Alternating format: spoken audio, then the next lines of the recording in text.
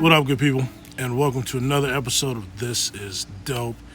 It's your man Ahmad here to talk to you about something a little different today. This is not a tech-related video. This really is something that video I actually wanted to put together to really address some of the things that are going on. As you all know, 2020 has been definitely a year to remember.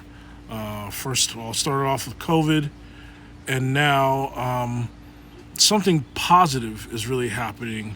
And it doesn't really matter how you look at it. I think it's a positive, and that's all of the attention that is being brought to systemic racism and police brutality. I think while it's thrown the state of the world in kind of a tumultuous place at the moment, I think that it is, in the long run, it'll pan out. It'll pan out for the best, to be honest with you. It's started off with, it was sparked by, I guess, the death of George Floyd, but it's well beyond George Floyd, right? He's just a symbol of what black and brown people have been screaming about and trying to bring light to forever. And the majority of the time we've been trying to bring light to this situation, been met by, a lot of, disbelief, people thinking we're over dramatizing the situation, people not really being on board. This is, there's been a myriad of excuses and I guess points of view that have pretty much dismissed what we've been trying to say. But I'm glad to see now that there are a lot of supporters outside of just black and brown people that are seeing this, because to be honest with you, we need everyone, or we need more people than just us to be involved in this. This is not just a black and brown issue. This is a human issue. This is, we as humans in general, we as a society should be better than this, or at least much further along down the path to getting past this than we currently are.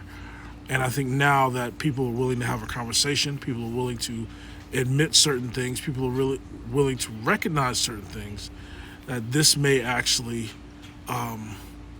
serve to change a lot of things. I also think that because of the attention that this is getting, it's going to create a lot of positive outcomes based off of just this. I do want to throw in there that, there's no absolute for any type of group, right? All police officers are not bad. Do not take that mindset. Majority of them are actually really good people who are upholding their oath to protect and serve. It's just a couple of types of police officers that we're specifically speaking to when we're talking about police brutality and we're talking about the bad apples. One, obviously, the people committing these atrocious acts, right? Killing of unarmed and innocent, people of color, abusing their power, to brutalize these people, to brutalize us, to really just use their position of authority to intimidate and to coerce a lot of things, to racially profile, to make life difficult for us, right? And then there's the people who aren't necessarily officers who aren't necessarily actively participating, but who are complicit in their silence. They see these things going on, and yet they do not. They see these things going on, and yet they do not do anything. They're bound by, I guess, the blue wall of silence or blue code of silence or something like that, to not say anything or correct their officer who's really stepping out of line. Now, I'm under no assumption that police are robots. They're humans, right? People make mistakes. However, you should never make a mistake that costs someone their life, and your mistake basically being that you judge them based off the color of their skin, You are treating them, approaching them different based off the color of their skin. You are depriving them of their rights based off the color of their skin. That is ignorant. That is not acceptable. Black and brown people pay taxes as well. So you work for us as well. We are part of the collective that pays your salary through taxes. So in no way, shape, or form should someone pay to be terrorized, pay to be harassed, pay to be profiled, right? And I like I said earlier, I do think that, with all the attention and all the light being brought to this, it's definitely going to help facilitate progression. I'm not going to say a quick end to this. It's not. This is a long road, and we'll see how how vigilant everyone is at staying the course, right? But it really is good to have more people bringing light to this than just black and brown people, right? I will say to those of you out there who are, I call it the All Lives Matter crowd, right? When people say Black Lives Matter and they know All Lives Matter, that's stupid. Obviously, all lives matter. That's just stupid. You're being willfully ignorant, which is worse than being just ignorant. You're being willfully ignorant to me means you are openly choosing not to see what's going on, even though the information, the factual information, is being placed in front of you. So that's just being willfully ignorant, right? All Lives Matter is a slap in the face of the people that are saying Black Lives Matter. We're saying Black Lives Matter is because obviously all lives matter, all lives should matter. But to some people, Black lives are not as important as the rest of the other lives. That's why we scream Black Lives Matter, not in an assertion that other lives don't matter, but in an assertion that, apologies, there's a wasp out here. I'm allergic to bees. Don't really like wasps. Had to go kill them really quick. But anyway, back to what I was saying. Obviously, all lives matter. Black lives are the ones that we're focusing on now because they seem to matter less than all the other lives. In when it comes to police killings, when it comes to killings or murders that are perpetrated by people that are in power. Now, the other thing I want to address is this. There's a lot of problems in the world. Obviously, there's other crime or other murders that happen. Black people murdering black people, white people murdering white people, Asians murdering Asians, brown people murdering, Latino people murdering Latino people. Every community has its own criminal element, right? Because people are people, period. There's really, really good people, which most of us are, and then there's that element of people that aren't good people, and which every community has. So everyone who is saying, "Oh, what about black on black crime?" and shut up, stop it.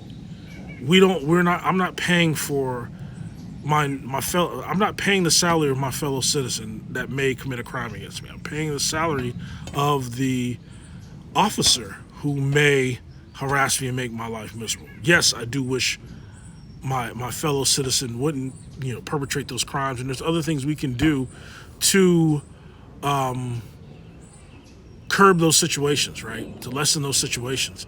But that's not the issue at hand here. That's not the issue at hand here at all. There's no magic silver bullet to cure all society's ails, but this is something that has been plaguing us for a while. Police are here to protect and serve. The government's here to protect and serve. That's why we pay taxes. That's why we, elect officials. That's why you try to actively participate in government, and I think that's why a lot of black people are disillusioned about voting, right? Because they don't think the government or any of the powers that be have our interest at heart. I would say to that point, don't be disillusioned. No, there's not going to be one silver bullet, but you have to actively participate. Because even though your perfect candidate may not be there, you have to take the approach where, you have to select the lesser of two evils, right? And if you don't participate in voting at all, it's just like voting for the greater of the two evils.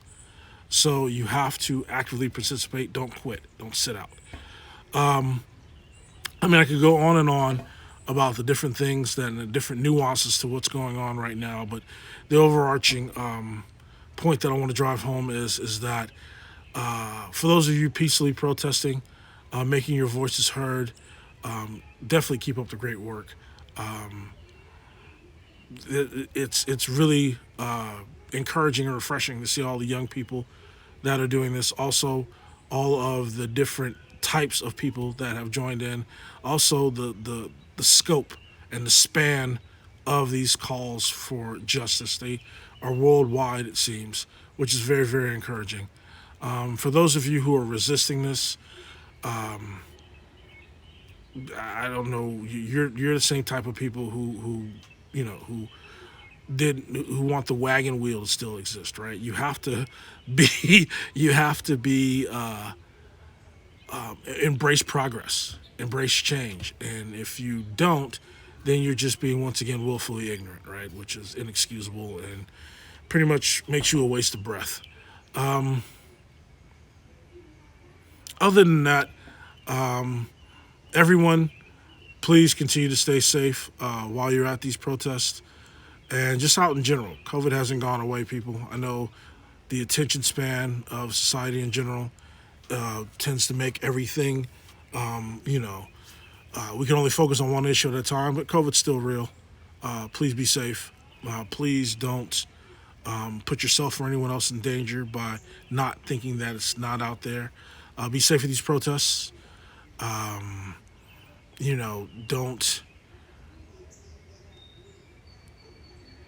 Don't put yourself in danger to have any harm come to yourself. I mean, obviously, there's some things you can do that some things you can't control. I mean, rogue people, stupid people, you can't control that, but definitely try to stay safe. I would also say that during this time, we need to make sure that we're all communicating with each other, communicating openly, being honest. I think that'll help drive us forward as a society of people. I think that definitely will help alleviate some of the tension and also help progress the conversation forward, right? Those are the main things that I would like to see happen. Other than that, everyone, hopefully you are having a great day, have a wonderful week, and that's really all I have to say. I'm out.